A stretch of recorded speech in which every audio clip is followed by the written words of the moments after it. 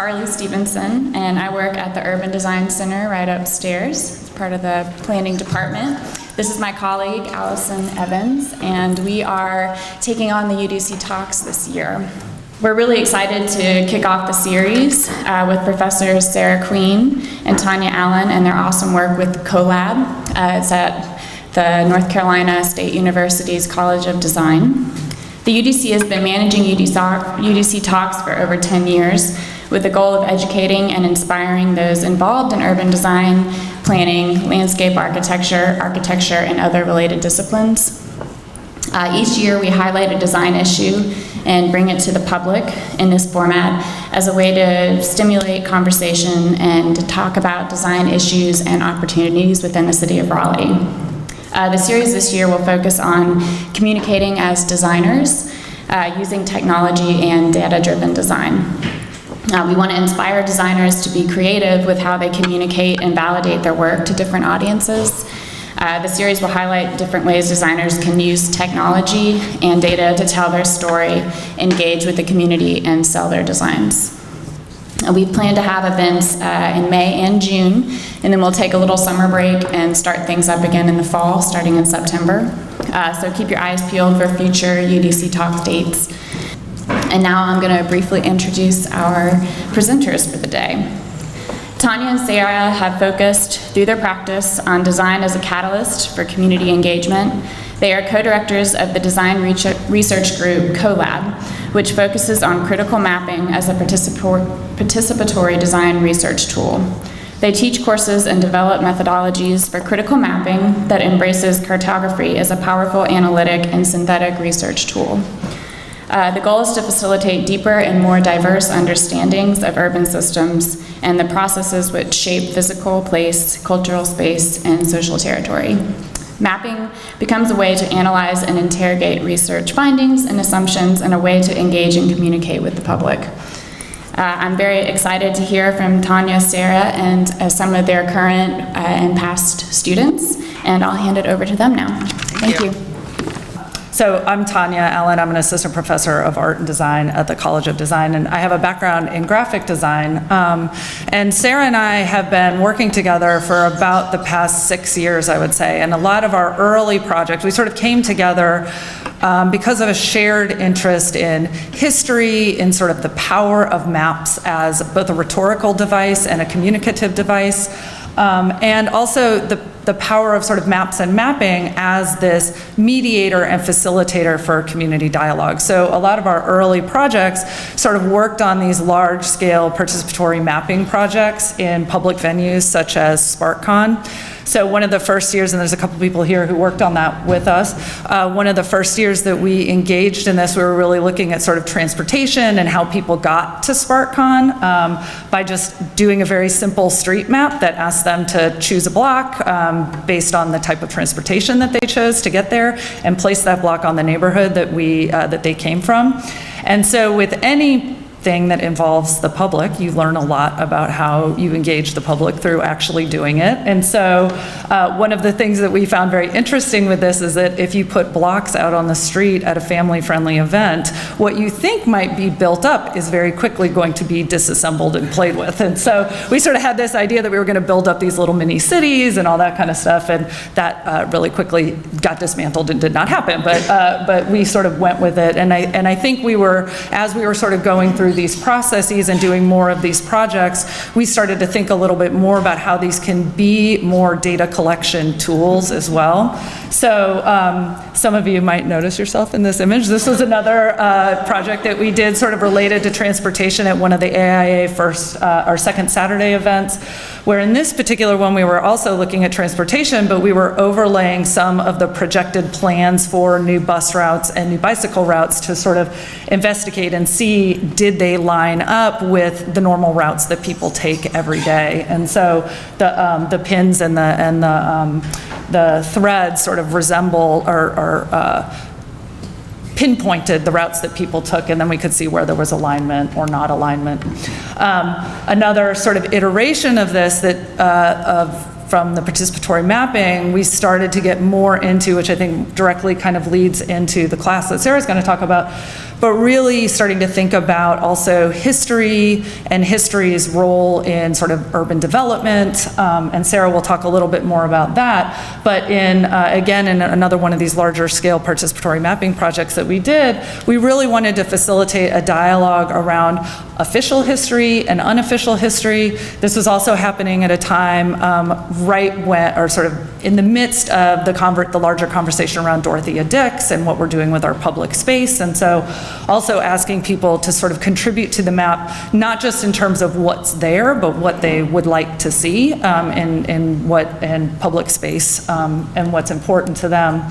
And then we sort of did another version of this that then more directly and literally started to juxtapose sort of the official historic markers with the unofficial histories and memories that people have in and around the city. And so this sort of idea of history and urban development that kind of started to bubble up and emerge from these participatory mapping projects, simultaneously we were also thinking, well, how can we introduce this really in a more rigorous way into a class and start to kind of get students to see or examine this relationship between history and urban development, and not see urban development, obviously that's happening really rapidly right now, but see it as sort of part of a continuum. And then what is our role as designers and architects, landscape architects, planners, in that. And so this is sort of the genesis of when we started to think about a class and we got a small grant to facilitate the class. This was sort of our guiding question, is really what is the role of histories in imagining our future? So we're not just thinking of history as part of the past, but we're thinking about it as an active part of the present and then also as part of the future. And also, and you can see, I think, some of the seeds of this bubbling up from our participatory mapping projects too, but also how can we engage the public, how can we engage our constituents in sort of understanding the multi-dimensionality of historical narrative. So again, this sort of relationship between official history and unofficial histories.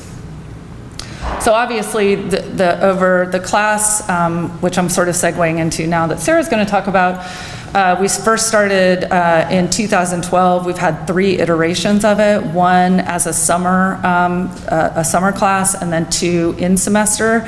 And so obviously throughout that entire time, really looking at urban development is a very timely thing for us to be doing. Population shifts, rapid population shifts in and around Raleigh and the Triangle are happening quite quickly. Forbes magazine has branded it as the 4th largest growing city, 4th fastest growing city.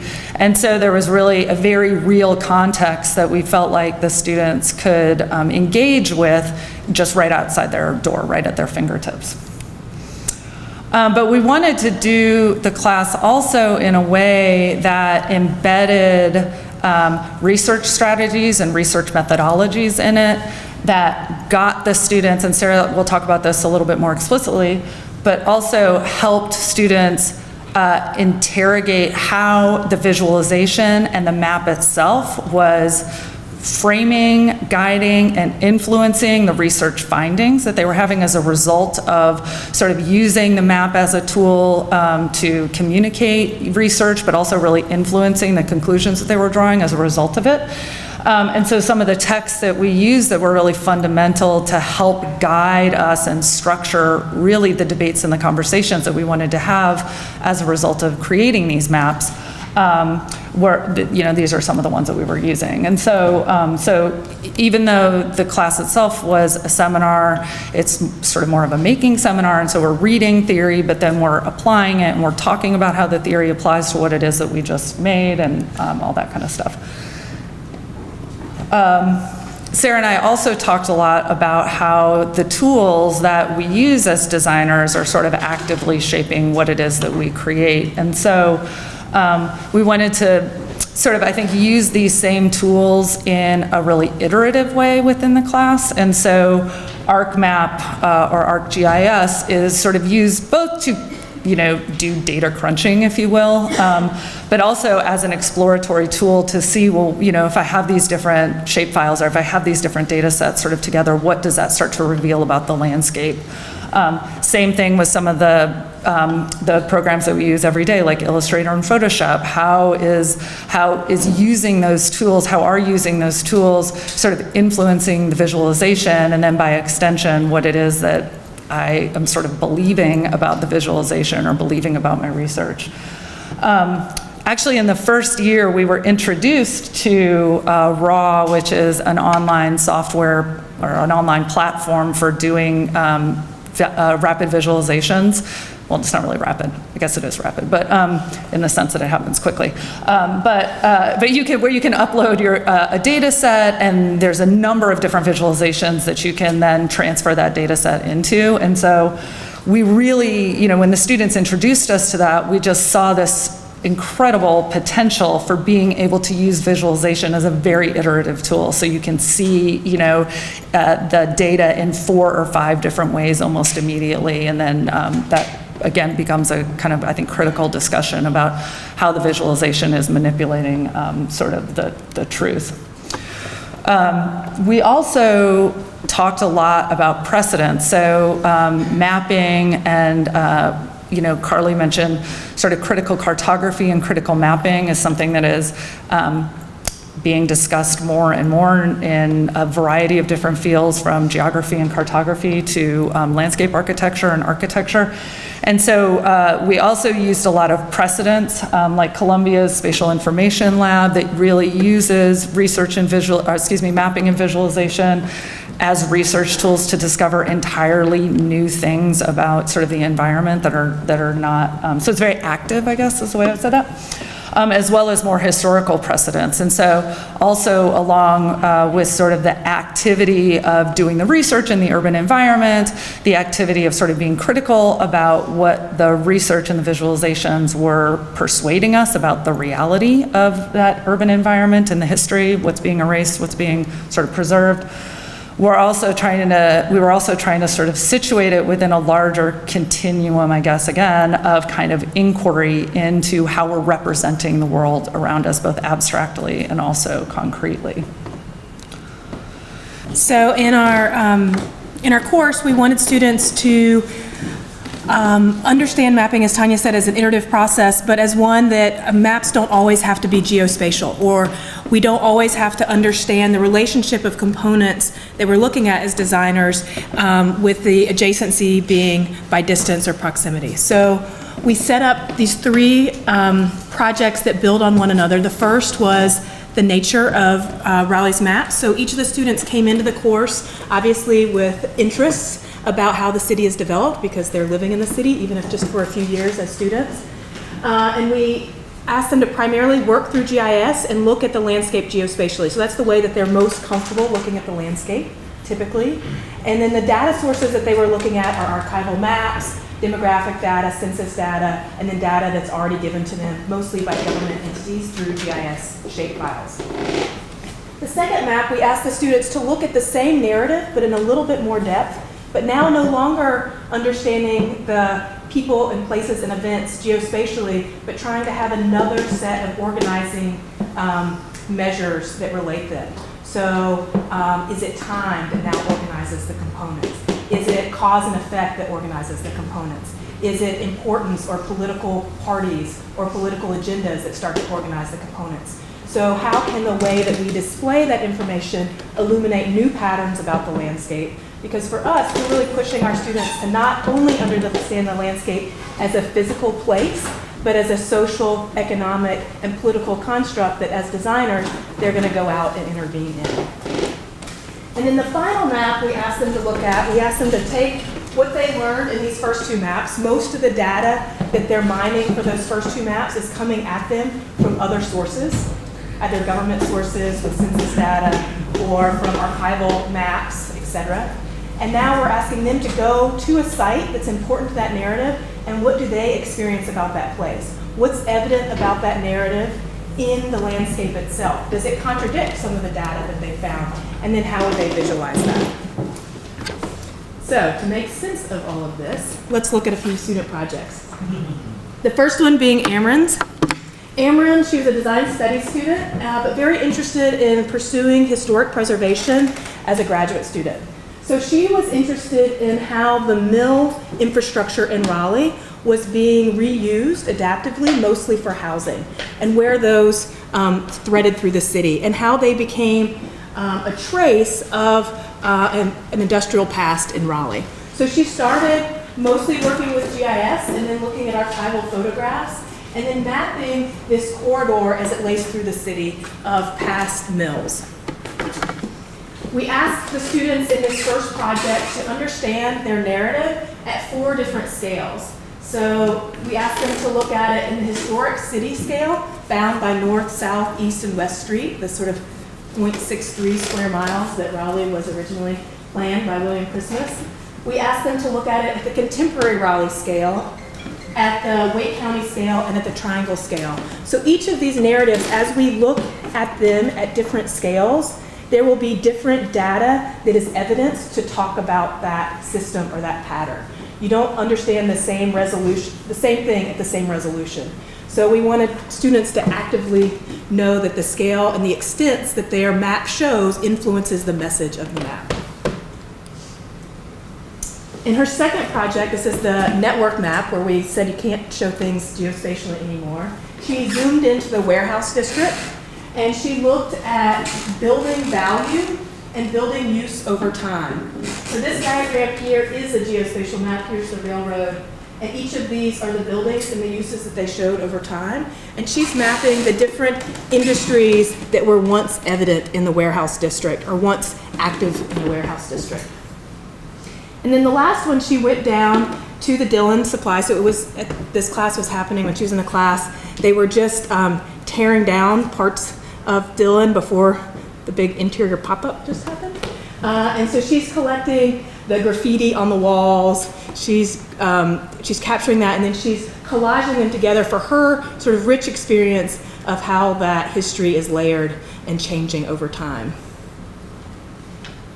And I think some takeaway questions from Amron's project looking forward into Raleigh's future are how do we use adaptive reuse strategies to preserve important parts of our urban fabric, but allow that fabric to still evolve in its use, so that we're not preserving a past use that's no longer appropriate, but we think about that urban fabric as still being valuable to new uses in the city.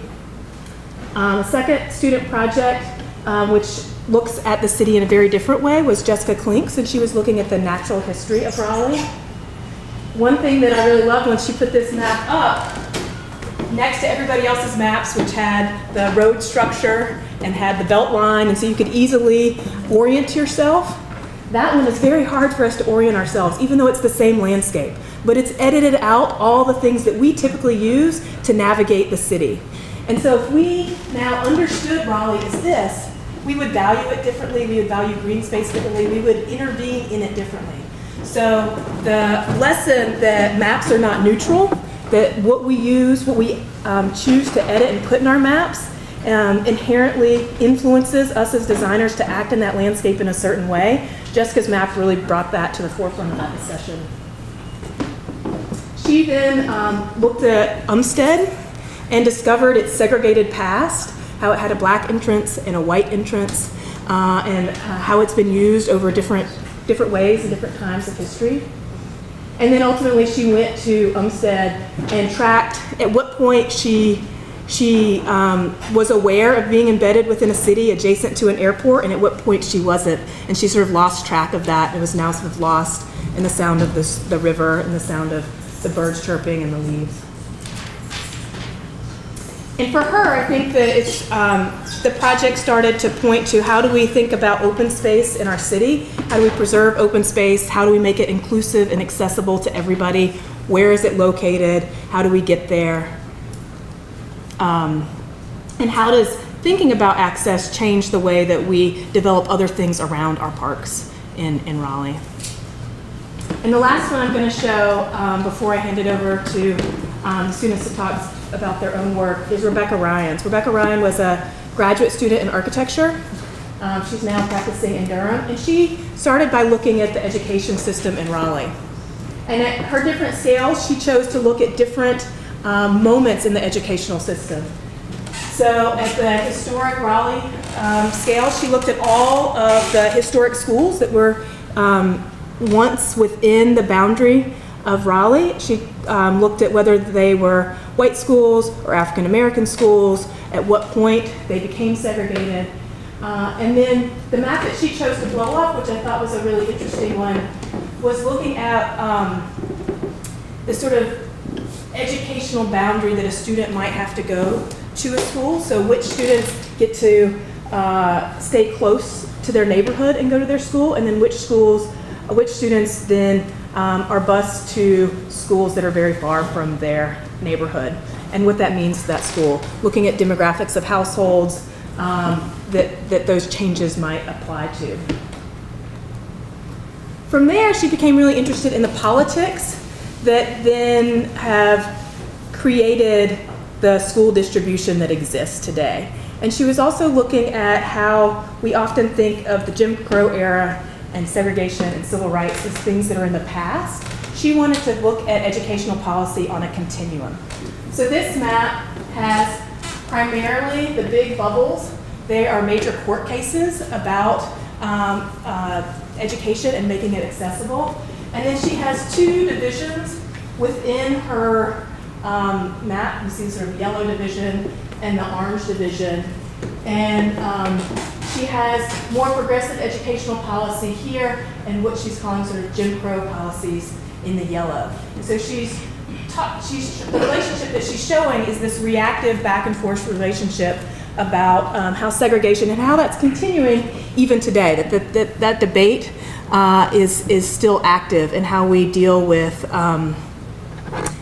trying to overcome policies and how they've structured our landscape even today. And then her experiential map set went into Oberlin Village and looked at the pride and the identity and the legacy that's embedded in that neighborhood, which of it is still evident and which of it is starting to be erased and hidden to the eye. So these are fairly rich and labeled or layered. This one looking at some of the historic houses that still exist. This one, she's starting to stamp out very large houses, trying to talk about what's going in, what's erasing that fabric. And Rebecca, through this project, got really interested in this neighborhood, then volunteered with the Friends of Oberlin Village, helped them with their application for their historic marker and for their historic district overlay. So as an architect, became really interested in how preservation and how her skills could be used with a community thinking about their future. And ultimately, her maps started to get us to think about what are the relationships between educational access and neighborhood stability, and where as designers can we intervene in those systems that architects often don't intervene in. Hi, I'm Julia Pratt, and I'm a junior in graphic design right now at NC State, and I'm currently taking the course, as Sara mentioned. So I think for me, design, but specifically graphic design, is first and foremost a method of discovery, and secondarily, a form of communication after that. Therefore, making for me, whether I'm drawing or building or mapping anything, is tightly tied to my curiosity. And through the process of creating, I found that it's gotten my perspective to shift, and ultimately leads to something that's more provocative. And I think the most exciting part of taking this class is really that I never really know what I'm going to learn at the onset of the project, even if I think I know what I'm going to learn. So in this case, I ultimately become interested in the preservation of buildings, but I definitely didn't start there. So my initial question was actually geared more towards the environment. Point it over there. Yeah, point it over there. Thank you. So I actually started looking more at the environment, like I said, and my question was, how has Raleigh's local architectural character been shaped by the availability of its natural resources? So what I really looked at was the geology of the environment, the mining commodities, the transportation infrastructure, and how that affected resources. I was thinking things, what resources were available at different time periods, as infrastructure and technology evolved? How did that impact what was being built? And I wasn't wrong. There is a temporal component that impacted the types of building styles. There's a lot of brick, because there's a lot of clay. There are some, there are some interesting buildings made of stone because there's interesting granite nearby. And that use of stone was limited by transportation, infrastructure, quality, and expense. There's also some connection between the mining operations and railroads as a primary mode of shipping before the infrastructure expanded in the 1900s. But ultimately, by the time I reached these two maps, and it was getting kind of close to the due date, I wasn't sure what I was really getting at anymore. And while I know there was definitely a story to be told based on my initial research, the way I was framing the question wasn't leading to anything interesting. So this is the close-up version of downtown Raleigh now, and on the left-hand side, I start marking out a government area or nonprofit institution-owned land, and in the top right, that's residential buildings. So when I mapped what types of materials those were made out of in the right-hand side, I found that it's a lot of one type of material in the residential and another type in the government. And so I was like, oh, there's patterns. This is exciting. Found patterns.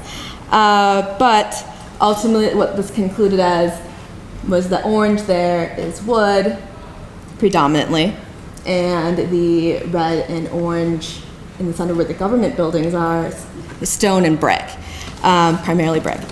So the conclusion of that map was more houses are made out of wood, and kind of not exciting. So kind of, have that emotional, I don't know what I'm doing take at that point.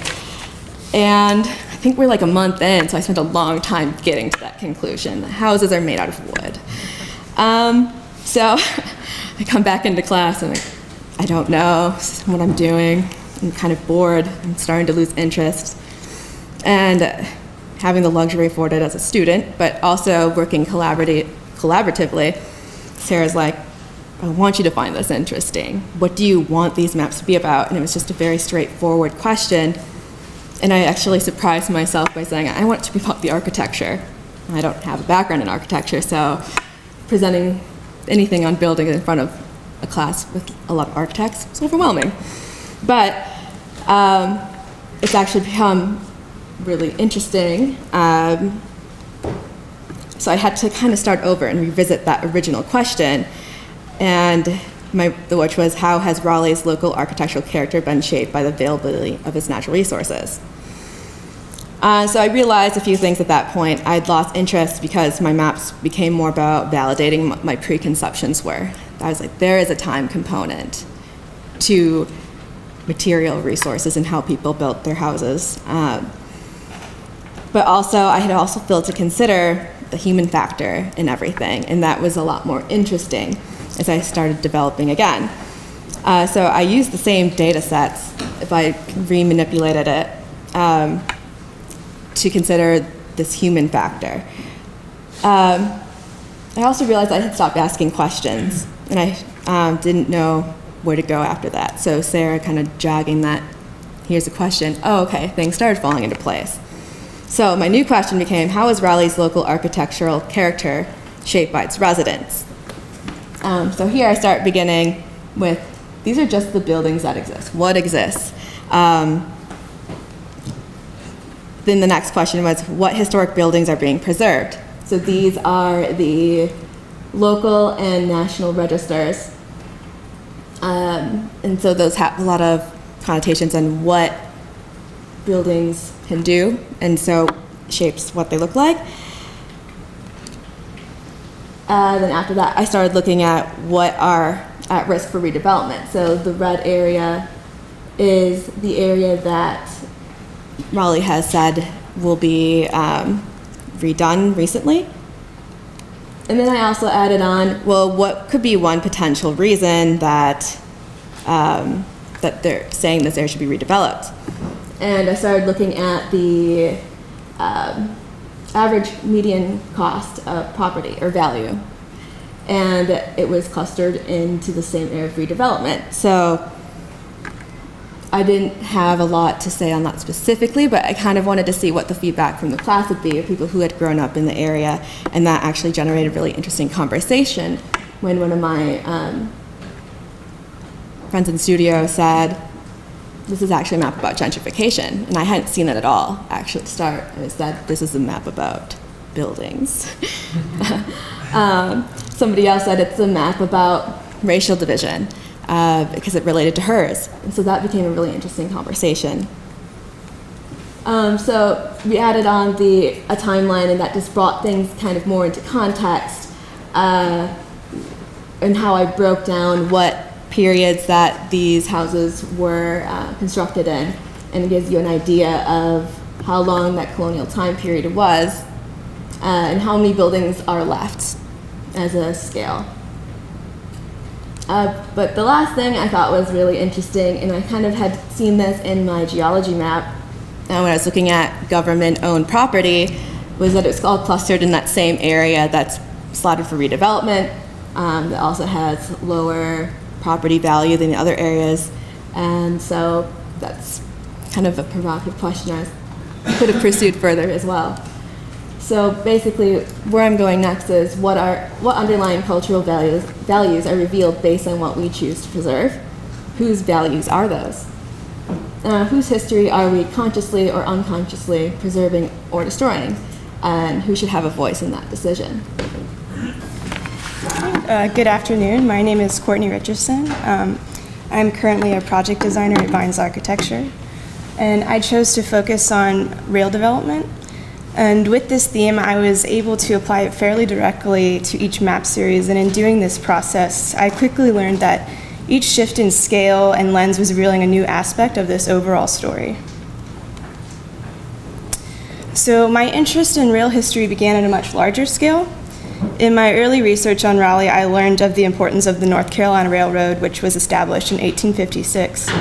It linked Raleigh, Greensboro, Winston-Salem, Salisbury, Charlotte, Durham, Burlington, and High Point, creating what is known as the Piedmont Urban Crescent. This investment in infrastructure played a significant role in lifting North Carolina out of the Rip Van Winkle era and bolstered economic growth in manufacturing tobacco, textiles, and furniture. So with this new understanding of the railroad's importance, I began to have this inner dialogue with myself on what the rail's role is today versus what it was at its inception, and how it expanded and has contracted. The map on the left focuses on the economic importance of the rail through quantifying the physical space, the rail, and the neighboring infrastructure inhabited within the city. As you can see, the infrastructure infiltrated the city in a way it no longer does. The photographs feature traces of the rail and its infrastructure that are still present today. So as we zoomed out in scale, I began to evaluate the rail's contemporary physical footprint by highlighting the many abandoned spur lines that lie within the city. And in my examination, I was surprised to find several large-scale operations located along the rail, such as a pharmaceutical plant and a grain processing plant. Again, as we zoomed out to the county scale, I began to examine how Wake County towns formed or experienced growth because of the railroad. I attempted to show this by mapping the population at pre-rail, height of rail, and present day. As we zoomed out again to the tri-county scale, I wanted to demonstrate how various rail lines were added, extended, consolidated, and discontinued over time, creating the larger network that we're familiar with today, dominated by CSX and Norfolk Southern. So the graphic on the left takes the information on consolidated rail lines and removes it from the geospatial context and attempts to map its temporal component, connecting it with key shifts in industry, transportation, as well as population change. And then the graphic on the right was less of a direct link to the first series, and it was more of a curiosity that I had based on who were the early players of Raleigh's first railroad, which was the Raleigh and Gaston Railroad. So the middle column, it lists the name of each person, and here you can recognize some names such as Boylan. So from there, the right column lists the role the person had within the railroad, that within the specific railroad, being like president or secretary, and then the left column lists the occupation such as governor or planter. And so it begins to show this connection between the rail's inception and its connection to wealth and power. So for the last series of maps, I chose to study a small piece of the rail, one that is the most embedded in the urban fabric, beginning along West Street and ending at the new rail station. So each lens revealed a new aspect about the site. Under the physical space lens, I chose to study how the buildings located on the rail turned their back to the railroad, and this is evident in their facade design or lack thereof. Under the interconnected location lens, I chose to diagram the various spatial conditions that form as a result of the change in topography. When one is on grade with the street, one is part of the urban fabric. But as the bridges form over the rail, one becomes more removed from the urban life above. Another thing I began to notice was how the area under the bridges became hotspots for informal urban art, or otherwise known as graffiti. This spoke to the social territory of the space, and it's not surprising given their removal from the urban context above. I began to wonder how these unsanctioned activities that have an urban life of their own would continue with the new investment in Raleigh's Union Station. Lastly, under the dynamic flows lens, I attempted to reveal the foot traffic that became evident through found objects. Garments of clothing, a mattress, toiletries littered the tracks. As a result, I began to realize how there were unofficial and official users of the rail. The train being the official user and people either living along the tracks or using the tracks as a path as the unofficial users. I even ran into someone shooting a rap video. And to this day, I still keep tabs on who's using the rail. And most recently, I discovered some horse footprint tracks along the rail. So to conclude, my major takeaway from this mapping process is how a new facet of an overall story can reveal something new with each jump in scale or a change in the lens. And this is particularly good practice to get into as an architect because we work at all scales, from the civic scale all the way down to the details. And I'm fortunate enough to work at a firm that utilizes a similar mapping method, and I'm able to contribute and use my mapping skills and experience because we believe it's a crucial step when we work on public projects such as the Durham Library, because these projects typically have a really diverse user group, and it's important to recognize all those users. And I hope to continue this methodology in my graduate studies by expanding it and applying it to my future studio projects. So with that being said, I leave you with the question of how will and how can the recent investment in Raleigh's Union Station change the physical space and activity along the rail? Good afternoon. My name is Sara and I graduated with my master's in architecture last spring. So I took this class and was very fascinated by the untold stories, fascinated by, you know, the social aspect. So I looked at my project through a social lens.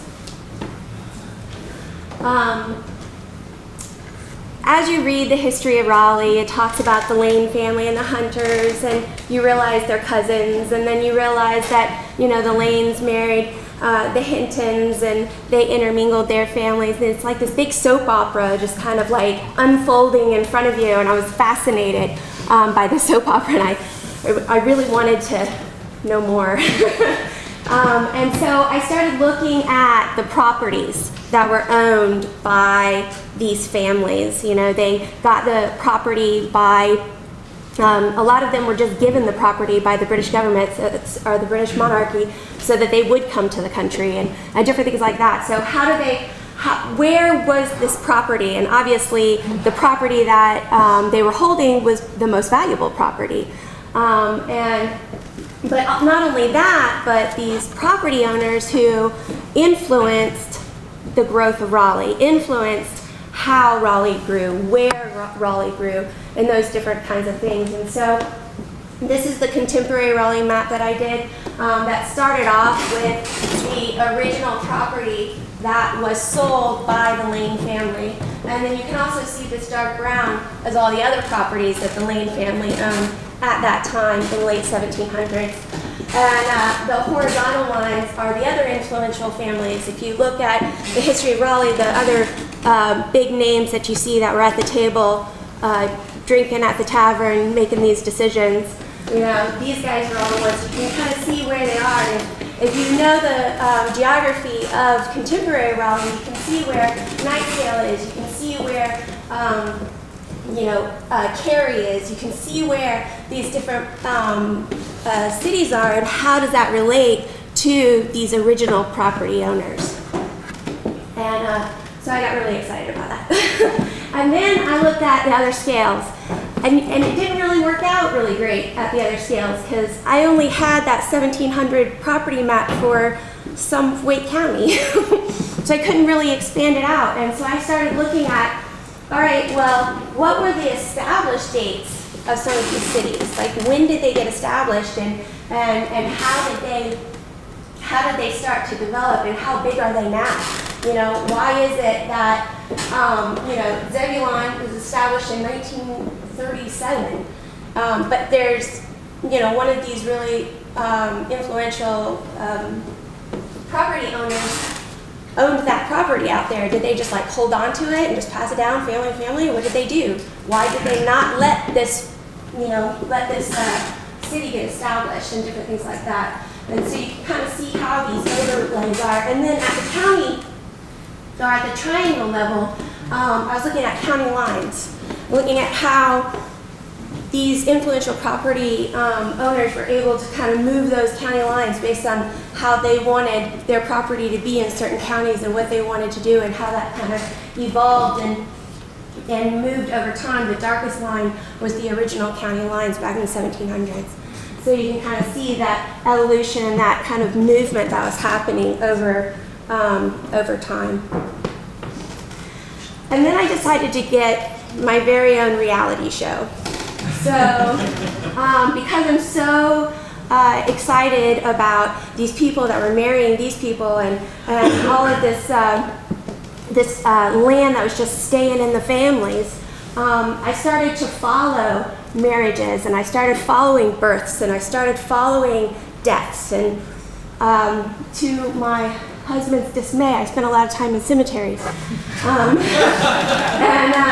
Was able to kind of see these different patterns that started to grow of this flow of wealth and influence that came in and out of Raleigh throughout history. And you could see where someone from another county or another area married into the families and came in with influence as they came into these families, and the ones that left. This orange one here is the Lane family, so you can follow that one all the way through. And you can see here, just before the Civil War, half of them moved away. They went to Tennessee. But anyway, but you can see how they continue to, until they finally all together are no longer represented as an influential family in Raleigh. And so you can stand there and just look at it, amazing. I'll tell you what, I had no idea how to put together all of this information. It was just so overwhelming and so exciting. My very own reality show. What do I do with all of this information? So this isn't even all of the data that I collected and the deeds that I followed of the property owners and everything else like that. It was just so overwhelming. I really would love to be able to do some more of these, to really just kind of follow those and actually just look at one single property and see what family it handed over to and how that single property has gone through the ages. I think that would just be fascinating as well. So what do I do with this information whenever I'm standing, in a physical place? So what I studied was Oakwood Historic Neighborhood. And I chose Oakwood because it was originally owned by the Mordecai family. And the Mordecai family became influential because they married one of the Lanes. So I took a look at it, and here in my synthetic you can see where the Hicks family, the Mordecai family, the Little family, the Briggs family, the Haywoods. And you can see all these families, how as time progressed, as this property broke down into a neighborhood, these different families owned property in that neighborhood, and they were still making themselves known in the history of Raleigh. And again, it has a really great cemetery in there, so really enjoyed my time there. And so how do I apply this information and this new skill that I have into what I do now? I work for Mosley Architects, and I do K through 12 schools. I absolutely love it because you really have an opportunity to enrich this new generation that's coming up. But this is Northside Elementary School in Chapel Hill, and it's a project that Mosley did. And the site historically has always been an educational site. And when the city decided that they needed to build a new school, they really needed to evaluate how is this new school going to impact the community? How is this new school going to respect the history that it had? You know, education history, African American history, you know, in all of these different kinds of ways. And so this was the original schoolhouse that was built, and they, you know, went through the history of it, and there were seven classrooms in the original school. And they incorporated things like the stone walls that if you go all around in the Chapel Hill area, you see these stone walls where they were built by African American masons, and they did a lot of research into finding out exactly, you know, what the pattern was, what is the color and the type of grout that they used, and different things like that, to really respect those skilled laborers and the history of what they were doing there. And through all of this research in the school, if you ever go visit the school, there's a hallway downstairs, that's their history hallway. And they have all of these pictures and a timeline and information on exactly what was happening with all of the kids, that had graduated there. And then whenever the school opened, they invited all of the alumni that were still alive who had ever gone to this school ever to come and experience their history.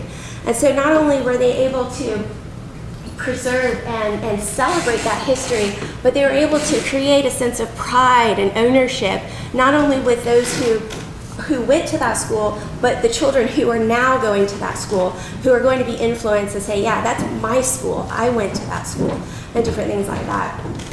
And so that's just like one small example of how, you know, looking deeper into this history, looking deeper into the social lens of the city can influence and improve the designs that we come up with as designers.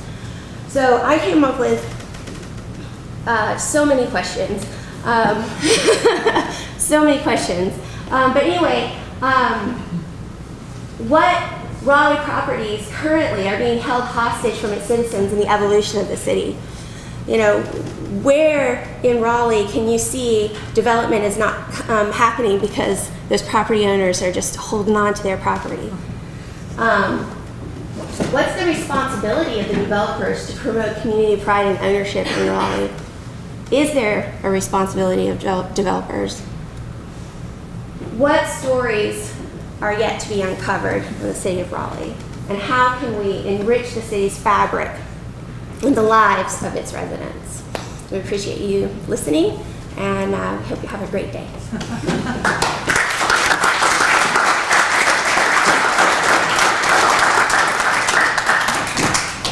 But you know, I'm thinking about where I came from. I just moved out here from Seattle. We saw Amazon come in. We saw rapid densification and gentrification that caused, and how that sort of expedited homelessness and health disparities and things of that nature. So then we would get to different areas of the city where you have this congregation of homelessness, and how do you solve it now that it's here?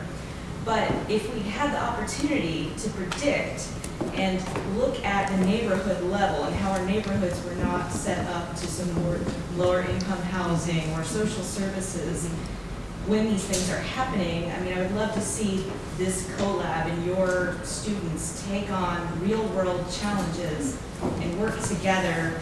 You know, because as designers, we often say, well, that's out of my area of expertise, and we focus on the one thing that's interested in us. But as a university, you have that power to bring everything together.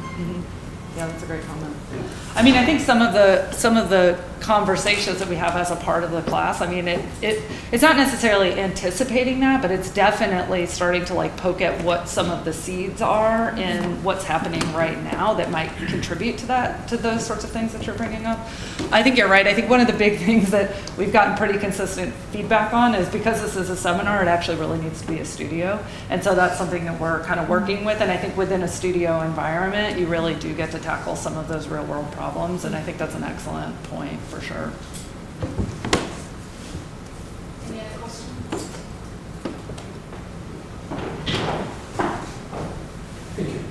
Hi, congratulations. My name is Sergio Analytical. I think you are doing a phenomenal work. This is beautiful. I'm a graphic designer. And from my perspective, I can tell you this is beautiful. My question is, why we cannot sell these concepts to the General Assembly or the electoral, whatever, that developing these maps that are horrible visually. You can do magnificent job trying to sell a beautiful graphic concept to them. That's one question. The other question is, why you guys are not more involved in the, community? I don't know. Nobody knows about you guys. I just got because I am involved in some newsletters. But I believe that you should be doing more public outreach. Be happy and there. Yeah. Congratulations.